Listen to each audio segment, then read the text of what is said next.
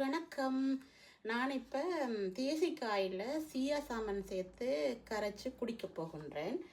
அதுக்கு ஒரு தேசிக்காய் எடுத்து வச்சுருக்கிறேன். இது கம் கோயிலில் அர்ச்சனை செய்த தேசிக்காய். இதை புளிய போகிறேன். இப்போ இதுக்குள்ள இப்படி புளிவம்.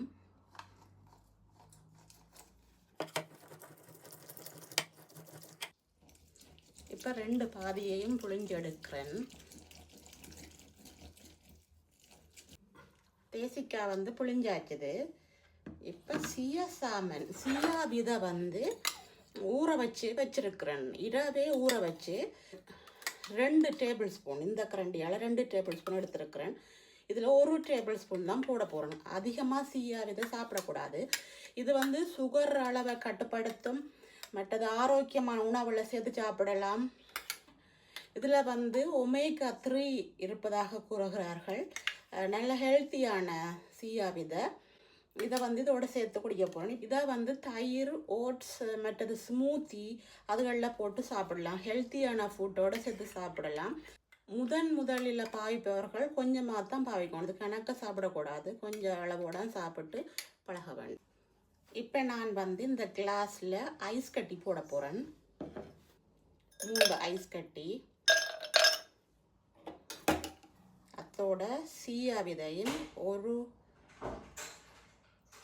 டேபிள் ஸ்பூன் சேர்க்குறேன். இப்போ புளிஞ்சு வச்சுக்கிற தேசிக்காய் தண்ணியை சேர்ப்போம்.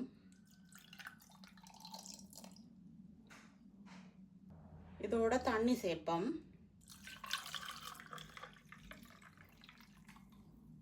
இந்த புதினா இலையும் சேர்ப்போம். இது நான் தண்டு போட்டேன். நான் சாடியில் அது வளர்ந்துருந்தது. அதை பிச்சுட்டு இதோட சேர்த்தா வாசமாக இருக்கும். இல்லை இதுக்குள்ள சீரப் போடலாம்.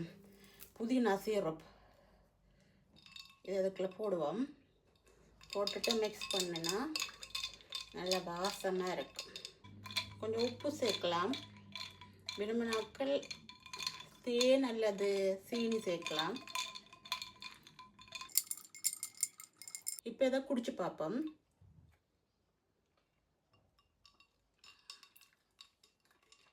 நல்லா இருக்குது. புதினா வாசத்தோடு இருக்குது.